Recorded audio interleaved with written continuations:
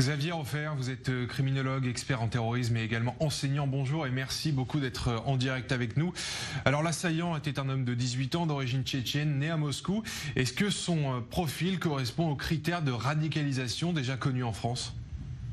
Les critères de radicalisation, on aimerait bien les connaître, car naturellement, ce qui se passe dans la tête d'un seul individu, quand il y a un groupe terroriste qui se constitue et que par téléphonie ou autre moyen, les membres de ce groupe discutent les uns avec les autres, on peut intercepter. Mais comment voulez-vous savoir ce qui se passe dans la tête d'un individu, radicalisé ou pas, en France ou ailleurs? Ce qui est un classique, hélas, en France depuis 2012, c'est que ce genre d'individus que nous, en criminologie, nous appelons des hybrides, c'est-à-dire que ce sont des individus avec un passé délinquant qui brutalement basculent, des fois en quelques jours, basculent dans le fanatisme islamiste. Et depuis 2012, les homicides alors accomplis à Toulouse et à Montauban, dont ceux de l'école juive Ozar HaTorah, le profil des individus est à peu près toujours le même. C'est un individu à peu près analogue qui a assassiné le colonel Beltram. C'est un autre Tchétchène avec un profil analogue qui a blessé à coups de poignard des passants dans la rue, dans le quartier de l'Opéra, voilà 2 ans, etc. Donc ce ne sont pas à proprement parler des individus engagés dans des réseaux, par exemple Al-Qaïda ou l'État islamique ou l'autre. Ce sont des individus qui se fanatisent eux-mêmes, qui s'auto-déclenchent et qui à la fin passent à l'acte. Le drame, c'est qu'on semble avoir beaucoup de mal en France à les identifier à temps, c'est-à-dire avant le drame. Alors justement, le professeur avait montré des caricatures de Mahomet en classe. Des parents d'élèves s'étaient plaints et avaient posté des vidéos sur les réseaux sociaux. Est-ce que ces éléments n'auraient pas dû alerter les services de renseignement ? Bien entendu, mais vous savez, des parents musulmans un peu énervés comme ça, un peu extrémistes, qui se plaignent à tout propos d'islamophobie ou de ceci ou de cela, il doit y en avoir à peu près 10 par jour dans toute la France. Donc si à chaque fois il fallait, envoyer une brigade de policiers, on n'y arriverait pas. La raison, ce qu'on peut se demander, la question qu'on peut se poser, c'est pourquoi laisser entrer en France par dizaines de milliers. J'ai eu, il y a 2 ans, après l'histoire dont je vous ai parlé du petit Tchétchène, du jeune Tchétchène qui avait poignardé des gens à Paris, je m'interrogeais sur la quantité de Tchétchènes qu'on a laissé entrer en France ces dernières années. Spontanément, j'aurais répondu de 12 à 15 000.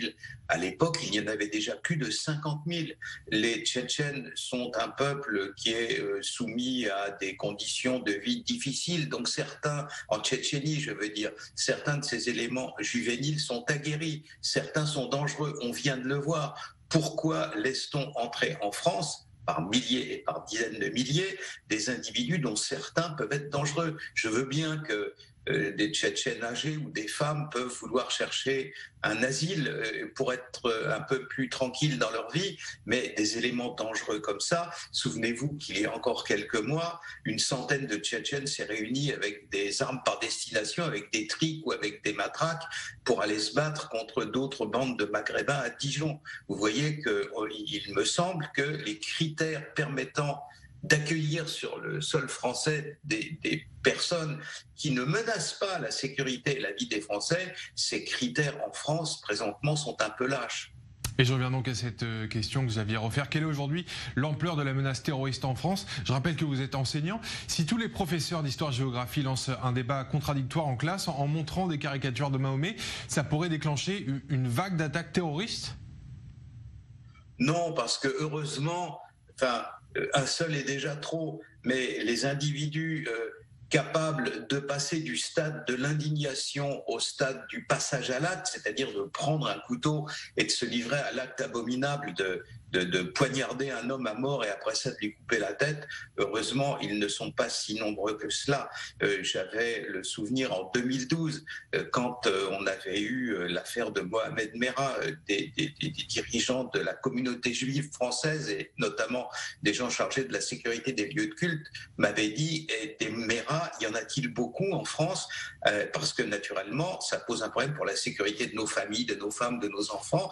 Et j'avais dit que heureusement, heureusement, il y en avait peu. Mais alors, il suffit qu'il y en ait un par an ou deux par an pour à chaque fois provoquer, dans le cas de Mohamed Merah, d'abord à la communauté juive et ensuite à tous les Français, un choc terrible. C'est très déstabilisant pour une société, pour un pays d'être soumis à répétition à ce genre d'actes. Mais je ne pense pas que on puisse parler de dizaines ou de centaines d'individus de cette nature. Que des gens fantasment sur les réseaux sociaux et écrivent des choses extrémistes, c'est une chose, mais une fois de plus, pour nous criminologues, le stade décisif, c'est celui du passage à l'acte. Le passage à l'acte affreux, c'est ce qu'a commis ce jeune individu hier, et heureusement, il y en a peu.